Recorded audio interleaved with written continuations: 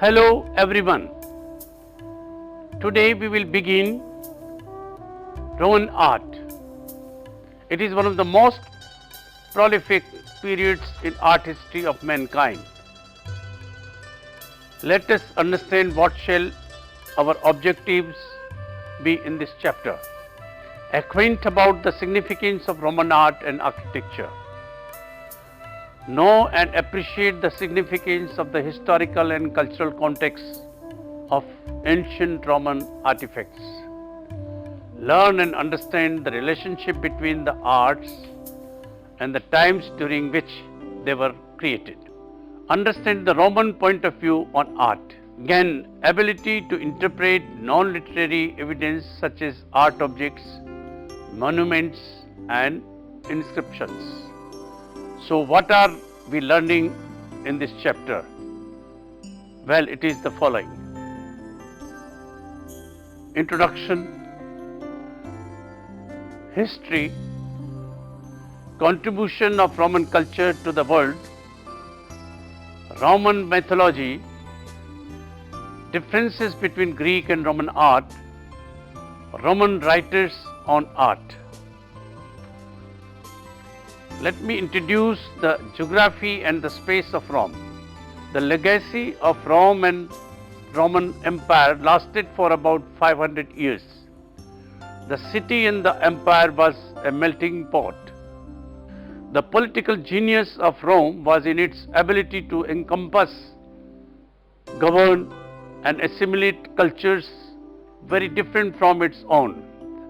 The laws of the Romans also allowed for people from far off regions to take the citizenship of Rome, even though they had never been to Rome or were not Romans.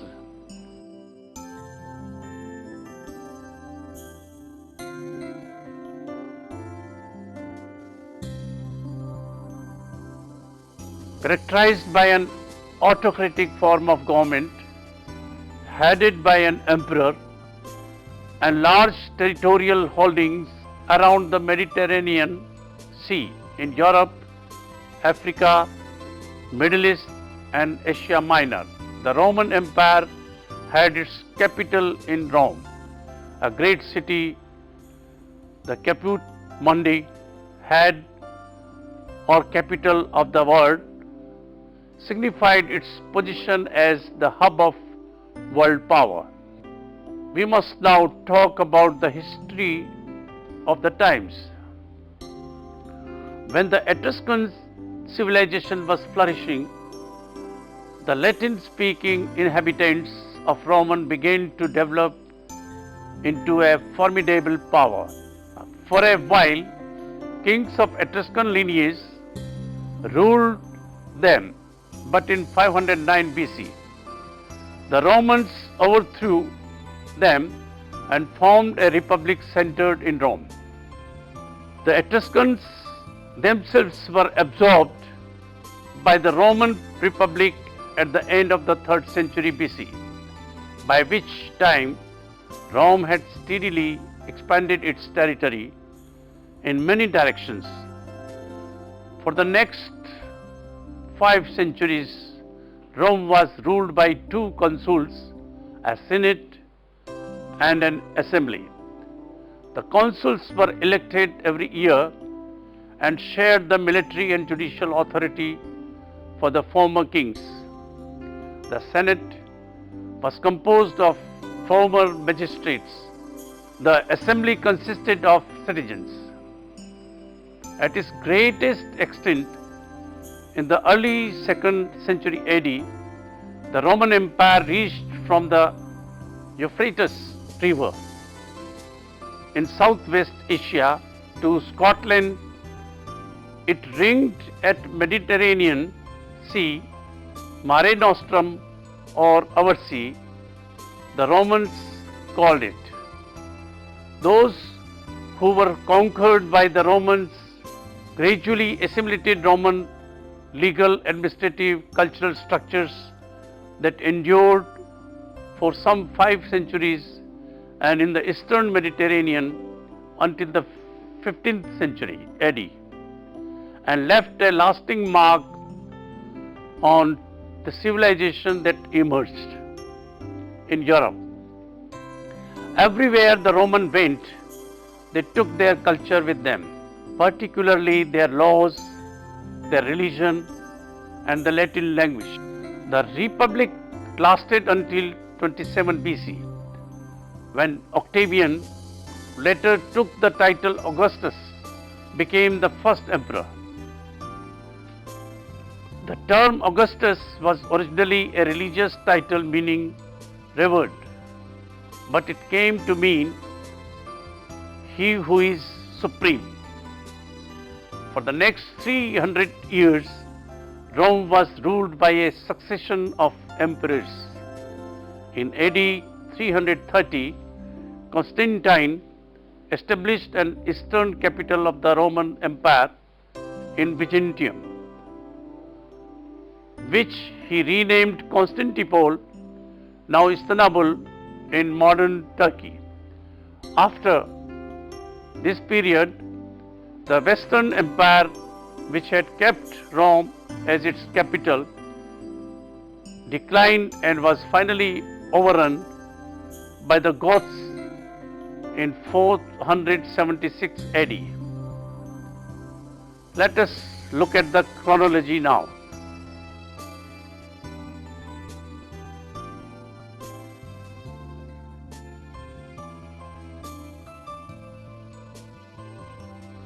Roman culture has contributed immensely to the world in a variety of ways: politics, economics, philosophy, technology, art, sculpture, architecture, etc. Let us look at its contribution in great detail.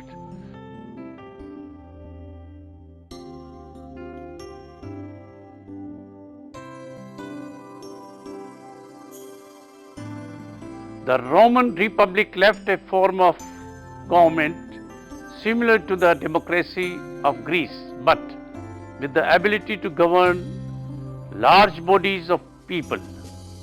Rome used a representation method where senators represented groups of people, allowing for a democracy encompassing a very large population. This form of government would later prove vital to the structure of the government of the United States of America and many other countries. The Republic gave the people of a large population a say in political issues, leaving a priceless gift to the Western world. Unification. Rome's magnificent size and its unified nature allowed for the spreading of ideas throughout Western civilization. Because of this unification of Rome, information moved like it had never before. Rome was a melting pot of cultures and customs, bringing together countless ideas to a place where these ideas could quickly be passed around like never before in history.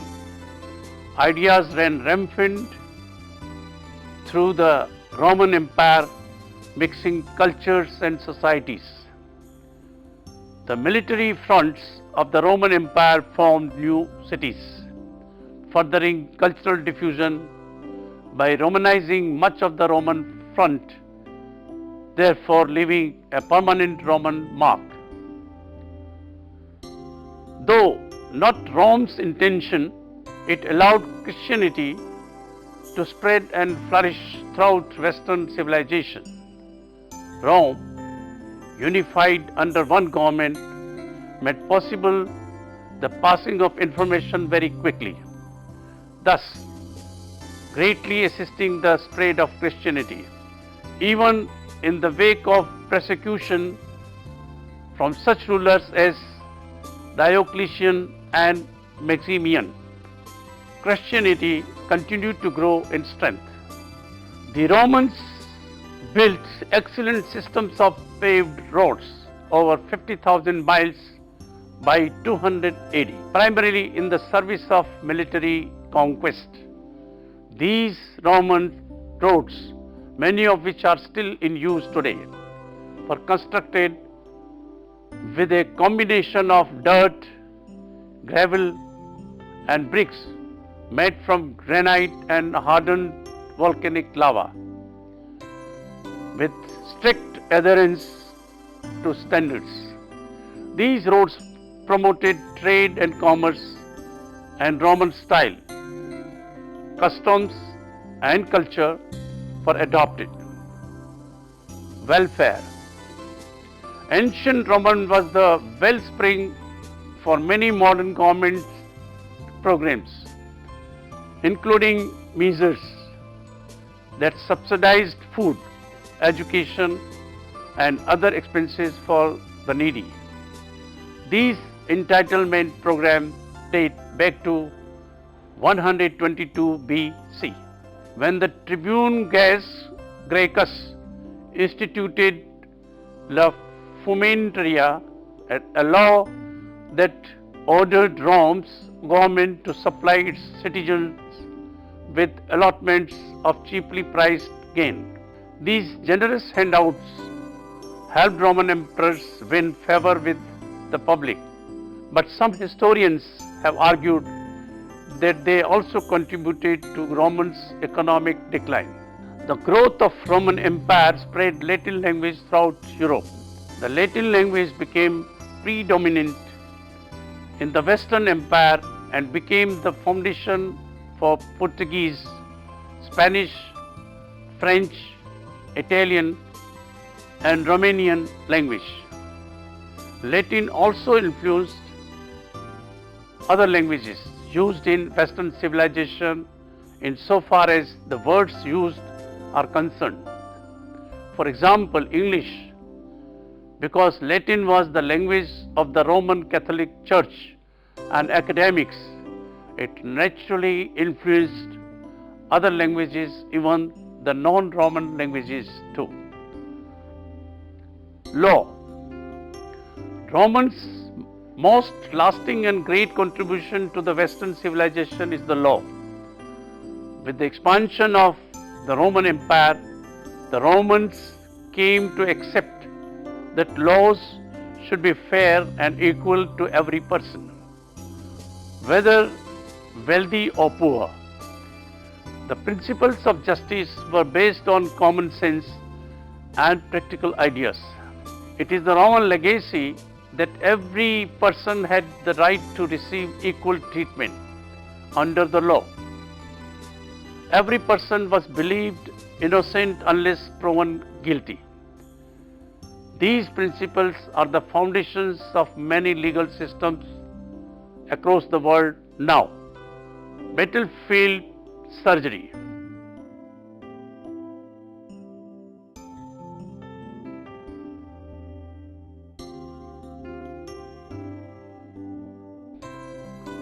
The Romans invented many surgical tools and pioneered the use of caesarean section.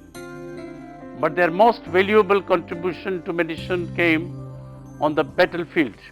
Under the leadership of Augustus, they established a military medical corps that was one of the first dedicated field surgery unit. These specially trained medics saved countless lives through the use of Roman medical innovations like hemostatic and tourniquets and arterial surgical clamps to curb the blood loss. Roman field doctors also performed physicals on new recruits and helped stem the spread of disease by overseeing sanitation in military camps. They were even known to disinfect instruments in hot water before use, pioneering a form of antiseptic surgery that was not fully embraced until the 19th century. The Julian calendar.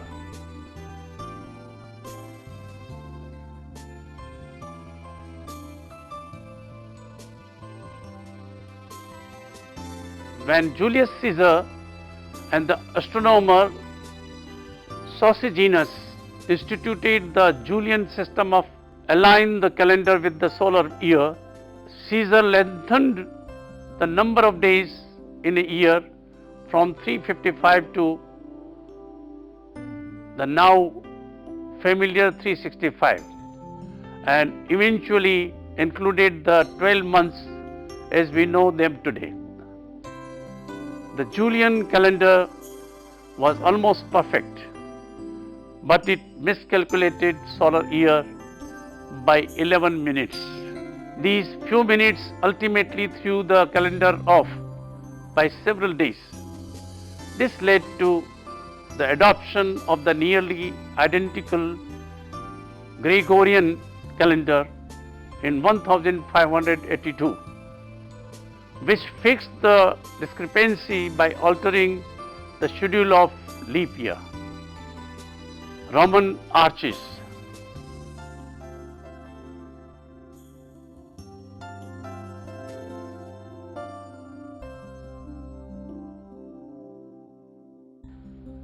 Arches have existed for roughly 4,000 years, but the ancient Romans were the first to effectively harness their power in the construction of bridges, monuments and buildings.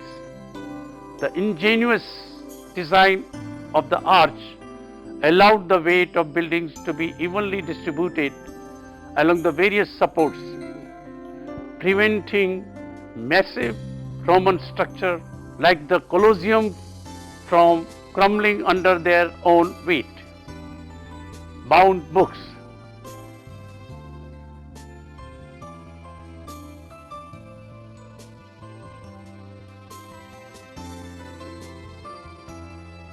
The Romans created the Codex, a stack of bound pages that is recognized as the earliest incarnation of the book. The first codex were made of bound wax tablets, but these were later replaced by animal skin parchment that more clearly resembled pages. Early Christians became some of the first to adopt the new technology, using it extensively to produce copies of the Bible, newspapers,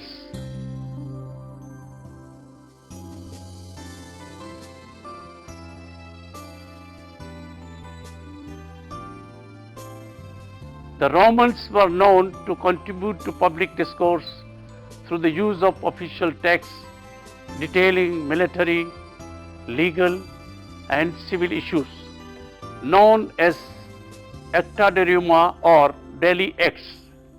These early newspapers were written on metal or stone and then posted in heavily trafficked areas like the Roman Forum. Concrete. Many ancient Roman structures like the Pantheon, the Colosseum and Roman Forum are still standing today, thanks to the development of Roman cement and concrete.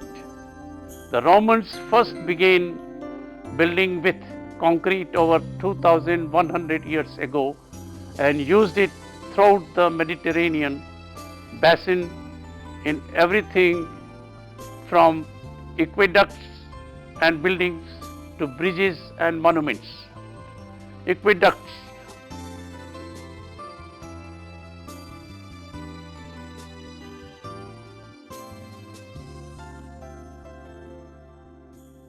All the amenities that the Roman enjoyed, public toilets, underground sewage systems, fountains and ornate public baths were only possible because of the Roman aqueduct.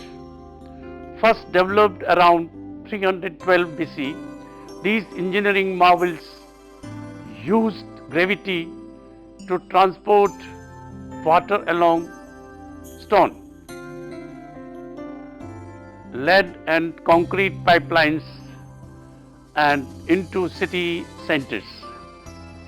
Aqueducts liberated Roman cities from a reliance on nearby water supplies and proved priceless in promoting public health and sanitation. While the Romans did not invent the aqueduct, primitive canals for irrigation and water transport existed earlier in Egypt, Assyria, and Babylon. They used their mastery of civil engineering to perfect the process. Let us look at some features of Roman art. Many characteristics of Roman art have their origins in the art of the Etruscans, the Romans' predecessor, as the dominant culture of Italy. Roman art absorbed this Etruscan style of temple architecture, sculpture, portraiture, and wall painting. Rome was also deeply influenced by the art of Hellenistic world, which had spread to southern Italy and Sicily through the Greek colonies there. Original Greek statues were copied by Roman artists, though usually in marble rather than bronze, and removed from their original context. The portrait bust became the popular form, tending to be more realist than Greek portraiture.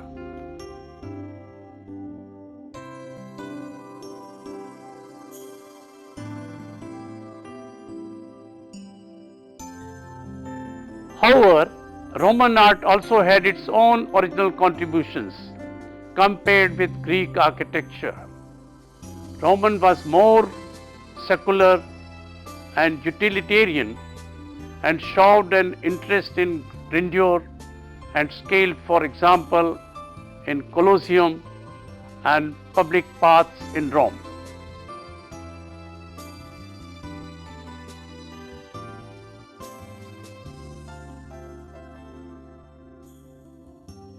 The Romans also developed the use of arch, the vault, and the dome.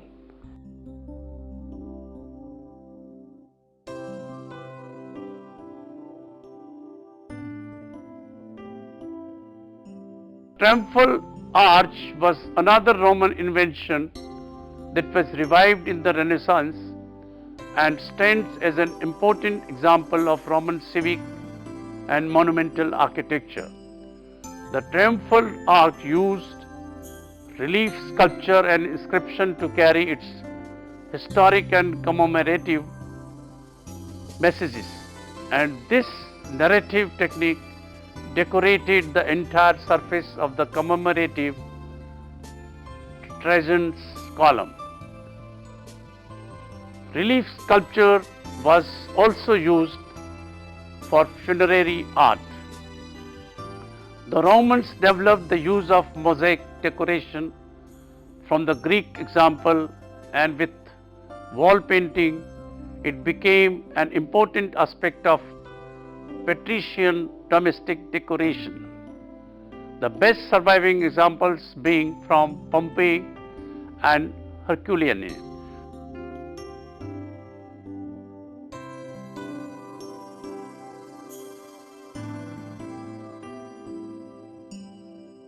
Wall painting showed an interest in landscape and illustration of scenes from myth and literature. The decorative arts included fine silver and glassware, such as the porcelain vase and jewelry of amber, precious gem, and gold.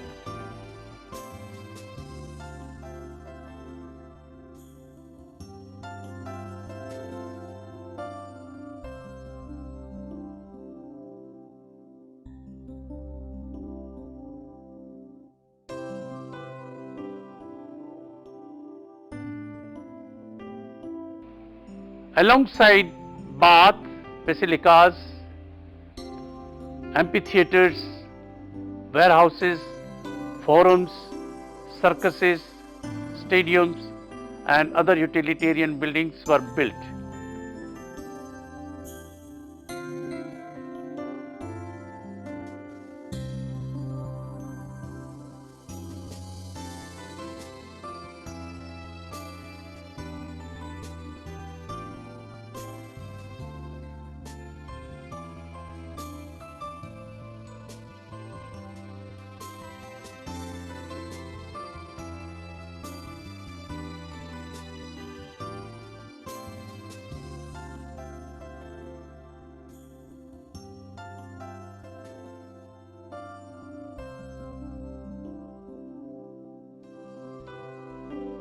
The Romans excelled in pictorial arts. They were highly eclectic elements from Etruscans, Greeks, and Egyptians. But the Romans developed the atmospheric treatment of space in the illusionistic style of the wall painting at Pompeii.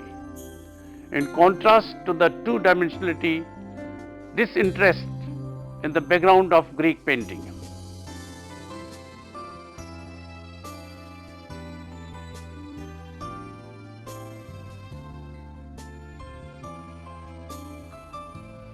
Since the Romans produced a lot of literature as well, it is imperative to see if they wrote on art.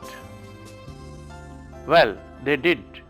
Only one book devoted specifically to architecture and the art survives from antiquity. All our other written sources consist of digressions and insertions in works on other subjects. That one book, the 10 books on architecture by Vitruvius circa 80 to circa 15 BCE, however, is valuable, written for Augustus in the 1st century BCE. It is a practical handbook for builders that discusses such things as laying out cities, sitting buildings, and using the Greek architectural orders. Vitruvius argued for appropriateness and rationality in architecture, and he also made significant contribution to art theory, including studies on proportion. Pliny the Elder, circa 23 and 79 CE, wrote a vast encyclopedia of facts, histories, and observations known as Naturalis Historia, the natural history, that often included discussions of art and architecture. Pliny occasionally used works of art to make his points, for example, citing sculpture within his essays on stone and metals. Pliny's scientific turn to mind led to his death, for he was overcome while observing the eruption of Mount Vesuvius that buried Pompeii. His nephew Pliny the Younger, circa 61 to 113 CE, a voluminous letter writer, added to our knowledge of Roman domestic architecture with its meticulous description of villas and gardens. Valuable bits of information can also be found in books by travelers and historians. Pausanias, a 2nd century AD Greek traveler, wrote descriptions that are basic sources on Greek art and artists. Flavius Josephus, circa 37 to 100 CE, a historian of the Flavian, wrote in his Jewish Wars a description of the triumph of Titus that includes the treasure looted from Temple of Solomon in Jerusalem.